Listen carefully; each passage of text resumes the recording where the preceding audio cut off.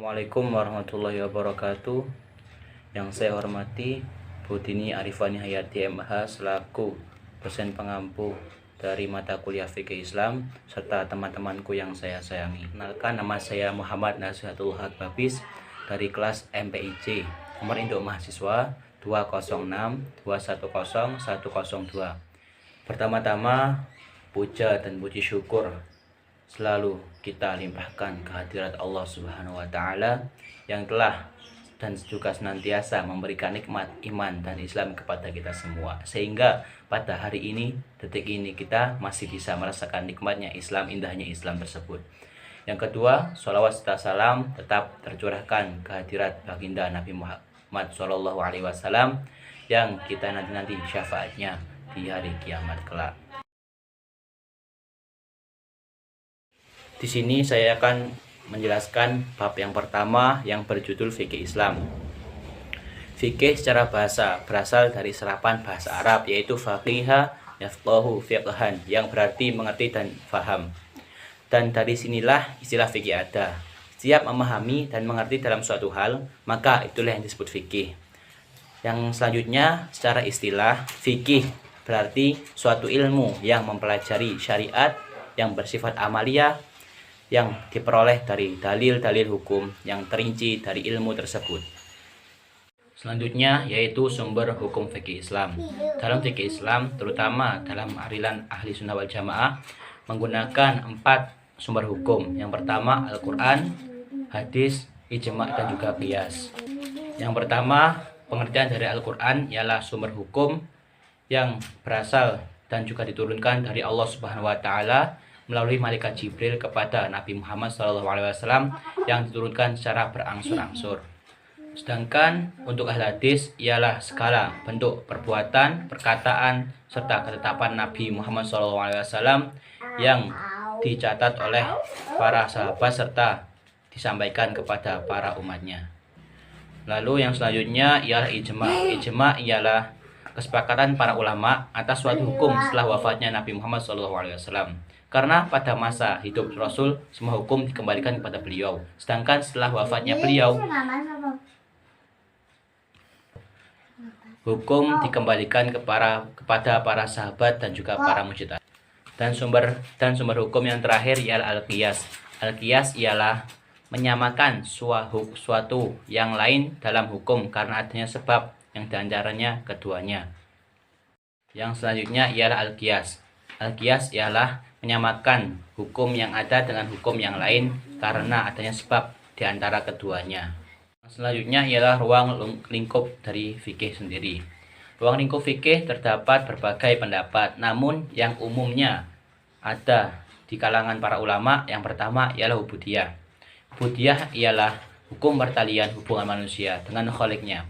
Hal ini menyangkut tata cara beribadah seperti sholat, puasa, haji, dan juga yang lain-lainnya. Yang kedua ialah ahwal syakhsiyah.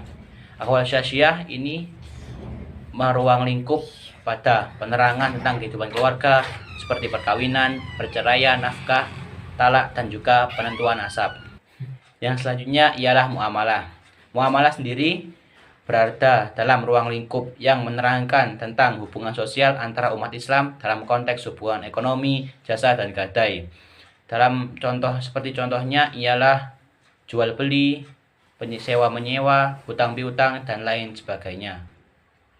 Jinayah sendiri menerangkan tentang sanksi-sanksi kepada pelanggar hukum dalam aspek pandangan Islam. Contoh-contoh jinayah ialah qiyas, diyat, dan juga hudud. Yang selanjutnya ialah siyasah. Aspek ini menjelaskan hal yang berkaitan tentang ketatanegaraan serta hubungan warga dengan pemerintahnya. Serta yang terakhir adalah ahkam khuluqiyah. Ahkam khuluqiyah sendiri menerangkan tentang aspek yang mengatur hal yang berkaitan dengan hubungan seorang muslim satu dengan muslim lainnya dalam tatanan kehidupan sosial. Untuk yang selanjutnya ialah tujuan mempelajari fikih. Tujuan mempelajari fikih ialah untuk menggali hukum yang ada dalam Al-Quran maupun hadis agar terbentuk suatu hukum yang lebih modern sesuai zaman. Sebab wahyu sudah tidak turun lagi. Terhentinya wahyu ini membuat umat Islam membutuhkan suatu kaidah dan metode yang bisa dijadikan patokan untuk mengambil hukum atau permasalahan yang ada. Menurut Imam Yazid dalam ilmu fikih dan usul fikihnya, tujuan akhir ilmu fikih adalah mencapai keridhaan Allah Subhanahu wa taala dengan melaksanakan syariatnya di muka bumi ini. Tujuan yang lainnya adalah memberi kepahaman tentang berbagai aturan secara mendalam serta sebagai aturan patokan untuk bersikap dalam menjalani kehidupan. Yang selanjutnya ialah urgensi mempelajari fikih. Dalam Quran surat At-Taubah ayat 122 yang artinya, dan tidak sepatutnya orang-orang mukmin itu semuanya pergi ke medan perang. Mengapa sebagian dari setiap golongan di antara mereka tidak pergi memperdalam pengetahuan agama mereka dan untuk memberi peringatan kepada kaumnya jika mereka telah kembali agar mereka menjaga dirinya.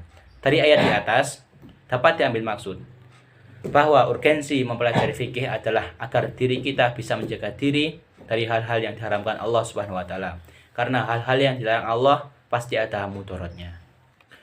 Tujuan urgensi mempelajari fikih yang lain adalah agar kita bisa meraih kebahagiaan dunia maupun akhirat. Hal ini terpampang jelas bahwa siapapun yang menaati syariat maka niscaya dia selamat.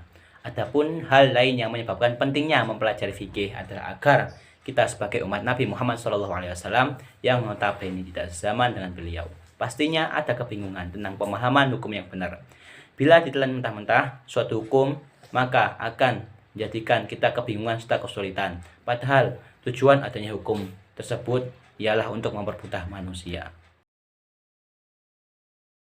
Bab yang kedua berjudul periodisasi fikih.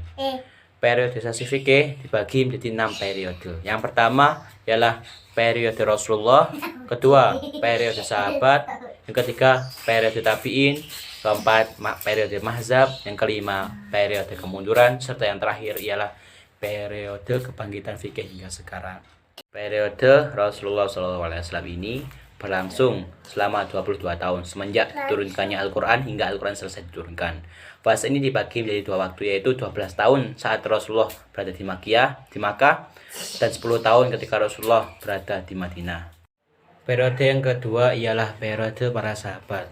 Sahabat di sini yang dimaksud ialah para Khulafaur Rasyidin yang terdiri dari Sayyidina Abu Bakar, Sayyidina Umar, Utsman, dan juga Ali. Di zaman ini, para sahabat terutama para Khulafaur Rasyidin menggunakan hukum yang bersumber dari Al-Quran dan juga hadis, dan juga ditambahi dengan ijma dan juga qiyas dari para sahabat yang lain. Lalu periode yang selanjutnya ialah periode para tabi'in. Periode ini dimulai pada masa kekhalifahan Muawiyah bin Abi Sufyan yang berlangsung selama kurang lebih selama 1 abad pertama. Masa ini dimulai dengan adanya Amul Jam'ah tahun 41 Hijriah. Lalu berlanjut dengan kemunculan sekte Khawarij dan juga Syiah yang mulai dari Islam. Masa para tabi'in ini penggunaan hukum sudah tidak lagi menggunakan Al-Quran, Sunnah, ijma dan juga qiyas. Mulai ada kubu-kubu yang berbelok agar menggunakan hukum yang lain dan juga kembali lagi kepada Al-Quran dan Sunnah saja. Dampak dari penggunaan 2 sumber saja ini mulai memunculkan permasalahan dan juga perbedaan pendapat. Dari perbedaan pendapat tersebut muncullah 2 sekte, yaitu Ahlu Hadis dan juga Ahlu Ra'yi dalam bidang fikih. Untuk Ahlu Hadis ini mengambil hukum berdasarkan Quran dan juga hadis, sedangkan Ahlu Ra'yi yang disebut ahli qiyas menggunakan ijtihad sebagai sumber hukum fikih mereka. Mayoritas Ahlu Hadis tinggal di Hijaz, sedangkan Ahlu Ra'yi tinggal di Irak. Yang selanjutnya ialah periode mazhab. Di periode ini bermunculan mazhab besar yang berasal dari kelompok Ahlu Hadis, yaitu seperti mazhab Malikiyah, mazhab Hanafiyah, dan juga mazhab Hanabilah serta Syafi'iyah. Periode mazhab ini dimulai pada abad kedua Hijriah sampai dengan abad 4 Hijriah. Bermunculannya berbagai mazhab ini juga menimbulkan 2 sekte yang lagi, yaitu sekte Ahlus Sunnah dan juga sekte Syiah. Dari sekte Ahlus Sunnah sendiri terdapat 4 mazhab besar yang dianut oleh para muslim, yaitu pengikut mazhab Hanafi, Syafi'i, Maliki, dan juga Hambali. Sedangkan dari golongan Syiah muncul pengikut mazhab Sayyidiyah dan juga Imamiyah. Selanjutnya ialah periode kemunduran. Periode ini terjadi pada akhir abad keempat Hijriah. Para pakar fikih menutup pintu ijtihad dikarenakan banyaknya orang yang sembarangan memberikan fatwa dan juga tidak adanya batasan dalam memberikan fatwa, sehingga menjadikan orang diberikan fatwa menjadi bingung. Dan masa ini disebut juga masa kemunduran, Karena begitu banyaknya fatwa-fatwa dan juga ijtihad yang dilontarkan oleh para fuqaha menyebabkan fanatisme yang tinggi dan juga dipilihnya hakim yang taklid hanya pada satu mazhab. Juga ditandai dengan munculnya buku-buku fikih yang disusun oleh masing-masing mazhab. Periode yang terakhir ialah periode kebangkitan hingga sekarang. Periode ini ditandai dengan munculnya majalah Al-Ahkam Al-Adliyah dan berkembangnya upaya pengkodifikasian hukum Islam serta munculnya pemikiran-pemikiran untuk memanfaatkan berbagai pendapat yang ada di seluruh mazhab sesuai kebutuhan zaman. Ini dimulai dari tahun abad 12 hingga sekarang. Selanjutnya, bab yang ketiga ialah karakteristik serta keistimewaan fikih. Fikih memiliki dua karakteristik dan juga keistimewaan yang utama, yaitu at-tobat yang berarti konstan dan juga al-muronah yang berarti dinamis. Selain dua karakteristik tersebut, terdapat karakteristik serta keistimewaan fikih yang lainnya. Yang pertama ialah dasar-dasar fikih berasal dari wahyu. Berbeda dengan hukum yang lainnya, fikih ini didasarkan dan juga bersumber dari firman Allah Subhanahu wa taala, yaitu Al-Qur'an. Oleh karena itu, karena sumbernya dari Al-Qur'an, fikih jadi lebih terhormat serta ditaati oleh para manusia dibandingkan dengan perundang-undangan yang sumber hukumnya berasal dari akal pikiran manusia. Karakter yang selanjutnya ialah pengantar untuk hukumnya. Fikih sendiri tidak hanya serta-merta amar ma'ruf nahi munkar atau disuruh melakukan kebaikan dan juga menjauhi kejelekan. Tapi Allah Subhanahu wa taala juga memberikan hadiah bagi orang-orang yang hendak atau akan melakukan menaati perintah tersebut. Sebagaimana Allah berfirman dalam Quran surat Ali Imran ayat 148 yang berarti, maka Allah memberi mereka pahala dunia dan pahala yang baik di akhirat, dan Allah mencintai orang-orang yang berbuat kebaikan. Dari penuturan ayat di atas disimpulkan bahwa orang yang berbuat baik akan mendapat pahala di dunia maupun akhirat. Sedangkan orang yang berbuat kejahatan pasti akan mendapat balasannya sendiri di dunia maupun akhirat. Karakteristik serta keistimewaan yang selanjutnya ialah balasan fikih bersifat dunia akhirat. Berbeda dengan undang-undang yang lainnya, fikih memiliki dan juga menjanjikan balasan bagi para pemeluk serta orang yang menaati aturan tersebut, yaitu di dunia dan juga akhirat. Yang selanjutnya ialah fikih memiliki sifat kolektivisme. Kolektivisme memiliki makna yang berlawanan dengan individualisme. Sifat ini memang menjadi salah satu keistimewaan serta karakteristik fikih, dikarenakan fikih tidak hanya menjadikan seorang individu menjadi lebih baik, tapi juga menjadikannya selamat dunia akhirat. Tak hanya pada individu saja, namun cakupan fikih meliputi masyarakat, bahkan suatu negara. Sifat ini biasa disebut juga rahmatan lil alamin. Karakteristik dari fikih yang terakhir ialah bersifat dinamis. Fikih selalu menyesuaikan perkembangan zaman, tidak terikat pada satu waktu tertentu saja. Dalam penggunaan hukum fikih serta pengambilan solusinya, kedinamisan fikih ini membuatnya menjadi awet dan juga langgeng dan juga tidak akan punah. Karena para ulama tidak hanya mengambil hukum dari Al-Quran saja. Bila mana terdapat permasalahan yang di Al-Quran tidak ada, maka mereka akan mengambil pada hadis. Bila dalam hadis tidak ada, maka mereka akan mengadakan ijma'. Bila ijma' tidak menyelesaikan, maka mereka akan melakukan qiyas. Dan qiyas ini ialah tahapan terakhir untuk pencarian solusi atas permasalahan yang ada pada zaman tersebut.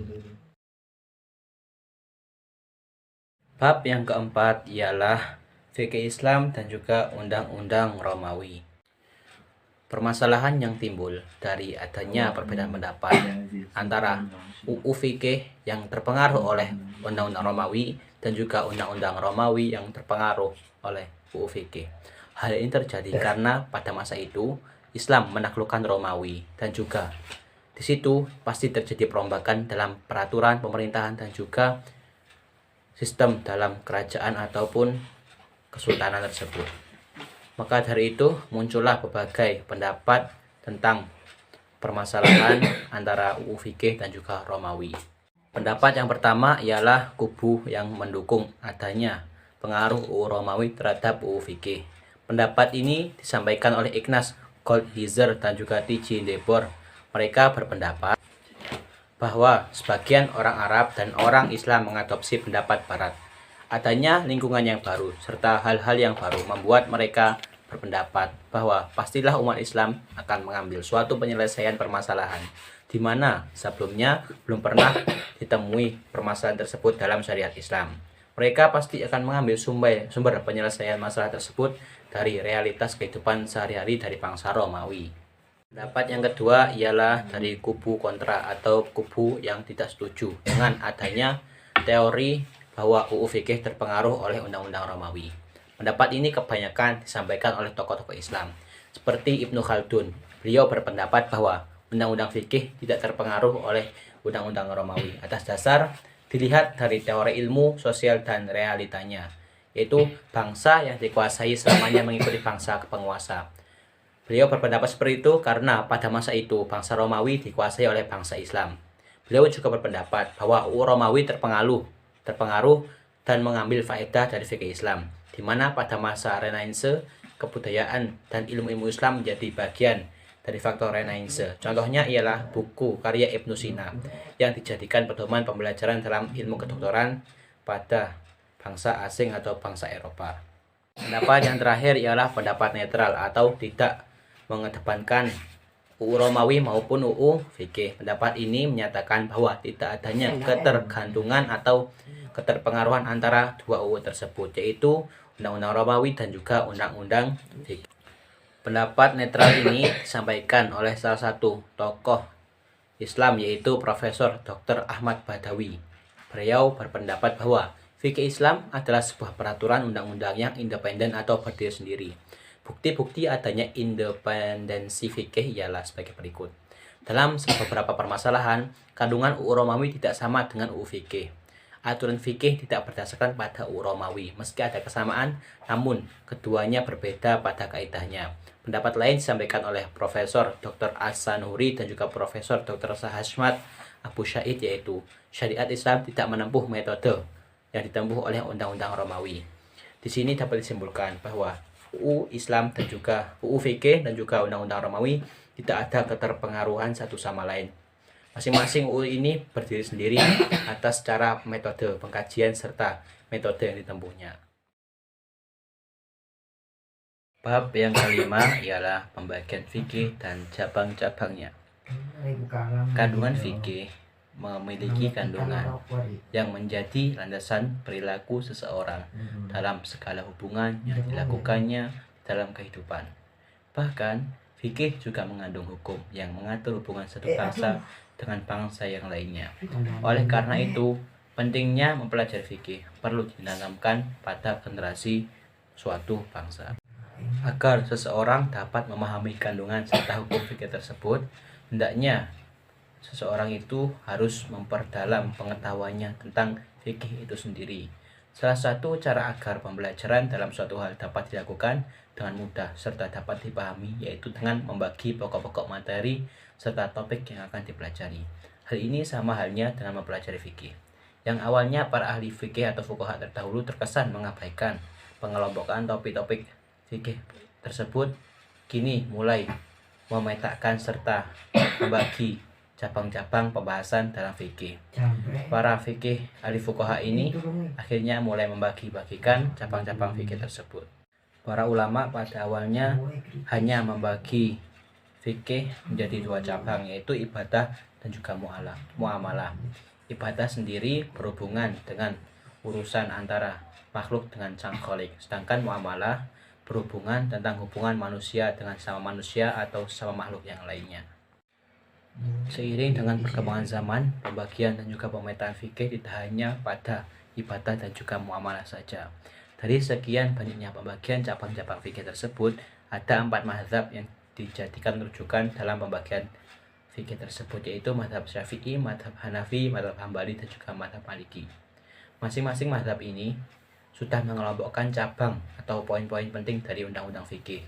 Berikut merupakan perbedaan urutan perundang-undangan yang diambil dari pengelompokan 4 mazhab besar. Yang pertama ialah mazhab Syafi'i. Mazhab Syafi'i dimulai dari ibadah, jual beli, faraid, wasiat, nikah, jiniyah, jihad, peradilan, persaksian, tuntunan serta pembuktian. Sedangkan mazhab Maliki dimulai dari ibadah, jihad, jual beli, peradilan, syahadat, hudud, wasiat, dan warisan. Mazhab Hambali. Mazhab Hambali dimulai urutannya yaitu ibadah, jihad, jual beli, wasiat, warisan, nikah, jinayah, hudud, peradilan, dakwaan, serta pembuktian.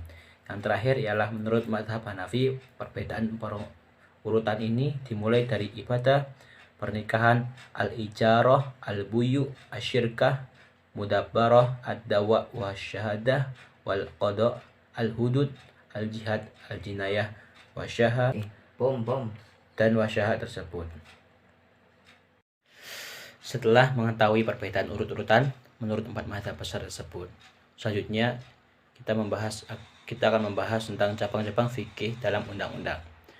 Cabang-cabang fikih dapat diuraikan dalam beberapa poin, yaitu yang pertama, Qanun al-Khas atau biasa disebut undang-undang khusus. Lalu Qanun al-Murafaat yang memiliki arti hukum acara. Lalu Qanun ad-Dawli al-Khas yang berarti undang-undang yang mengatur tentang persoalan dua negara, persengketaan orang asing, serta persengketaan antar negara. Dan yang terakhir ialah Qanun al-Am. Qanun al-Am ini akan dibagi menjadi 4 poin lagi, yaitu undang-undang internasional umum, aturan perundang-undangan, undang-undang administratif, serta undang-undang tindak pidana. Bab yang terakhir yaitu nomor 6, yaitu asas tasyri' secara umum. Allah Subhanahu wa Ta'ala menciptakan sesuatu pasti ada manfaatnya. Begitu juga dengan Allah menciptakan seluruh alam semesta ini. Allah Subhanahu wa Ta'ala tidak akan membiarkannya begitu saja. Pastinya Allah Subhanahu wa Ta'ala akan menjaganya dengan berbagai cara. Salah satu cara yang Allah gunakan untuk menjaga alam semesta ini agar tetap terjaga dan lestari, yaitu dengan memerintahkan kepada manusia sebagai khalifah bumi ini untuk berbuat kebaikan serta menjauhi segala larangan-larangan yang dilarang oleh Allah Subhanahu wa Ta'ala. Bentuk penjagaan itu Allah tuangkan pada ajaran Islam yang diturunkan melalui baginda besar Muhammad SAW, agar hukum Islam ini bisa relevan dan bisa diterima di berbagai zaman maupun oleh berbagai kalangan. Terdapat asas-asas yang harus terpenuhi dari hukum tersebut. Asas-asas tersebut terdapat 3 poin yang perlu diperhatikan. Yang pertama ialah syariat Islam atau Islam tersebut haruslah tidak memberatkan dan juga menghilangkan kesulitan. Yang kedua ialah syariat Islam haruslah dapat memelihara kemaslahatan seluruh manusia. Dengan kata lain, fungsi dari Islam ini sudah tercantumkan pada fungsi diturunkannya Rasulullah, yaitu sebagai rahmatan lil alamin atau rahmat seluruh alam. Dan yang ketiga ialah agar dapat mewujudkan keadilan secara luas. Agar mewujudkan keadilan secara luas ini bisa diartikan yaitu terwujudnya suatu masyarakat yang adil dan beradab, serta masyarakat yang perilakunya tidak menyimpang dari syariat Islam tersebut. Asas tidak memberatkan dan juga menghilangkan kesukaran ini sudah diterapkan oleh berbagai hukum fikih. Contohnya dalam bidang ibadah, Allah Subhanahu wa Ta'ala memperbolehkan qasar salat bagi orang yang melakukan perjalanan jauh atau musafir. Allah juga memperbolehkan bertayamum bagi orang yang di tempat tersebut tidak ditemukannya air, dan bila ditemukannya air tersebut hanya cukup untuk minum dan tidak cukup untuk berwudu. Serta Allah menghalalkan perkara haram bila dalam keadaan yang darurat. Di bidang jual beli atau muamalah, Allah juga tidak memberikan batasan atau larangan kepada apapun yang dilakukan dalam bidang jual beli tersebut. Dan jual beli atau muamalah tersebut bisa dilakukan bila dua kubu tersebut saling merelakan dan tidak ada ketentuan khusus dalam jual beli tersebut. Dalam bidang hukum, Allah Subhanahu wa Ta'ala melalui Rasulnya memberikan keringanan kepada orang yang melakukan pencurian bila orang yang mencuri tersebut mencuri atas dorongan agar untuk bertahan hidup. Bila orang itu tidak mencuri, maka dipastikan orang itu akan mati. Maka dari itu untuk hukuman atau had untuk orang yang mencuri tersebut digugurkan atas dasar darurat. Asas memelihara kemaslahatan bagi seluruh manusia sebenarnya sudah dijelaskan dalam fungsi dari fikih, yaitu kolektivisme. Asas fikih berdiri di atas asas ini karena fikih bersifat luas dan tidak terpaut pada satu kelompok atau satu wilayah saja. Fikih bersifat luas dan bisa diterima dimanapun fikih itu berada. Berbeda dengan undang-undang yang dibuat oleh manusia, undang-undang tersebut biasanya hanya berlaku pada satu wilayah dan pada satu kelompok saja, tidak berlaku universal. Asas yang terakhir ialah asas merealisasikan keadilan secara komprehensif. Fikih atau syariat Islam berdiri di atas asas ini karena fikih bertujuan untuk mewujudkan keadilan secara luas, menyeluruh, tidak berbatas pada satu kelompok saja. Agar terwujudnya keadilan tersebut, haruslah pemeluk-pemeluknya atau pelaksana hukum tersebut melaksanakan secara total agar terwujud suatu keadilan yang luas secara menyeluruh. Asas ini juga menunjukkan bahwa syariat Islam berlaku bagi seluruh manusia atau terutama umat Islam tanpa memandang ras, suku, agama, kedudukan. Semua hukum dihadapkan kepada orang yang sama dan tidak ada perbedaan kasta atau kedudukan yang menjadi patokan untuk melakukan atau melaksanakan hukum Islam tersebut. Demikian materi-materi yang dapat saya sampaikan. Bila ada kurang lebihnya saya mohon maaf. Wabillahi taufiq wal hidayah. Wassalamualaikum warahmatullahi wabarakatuh.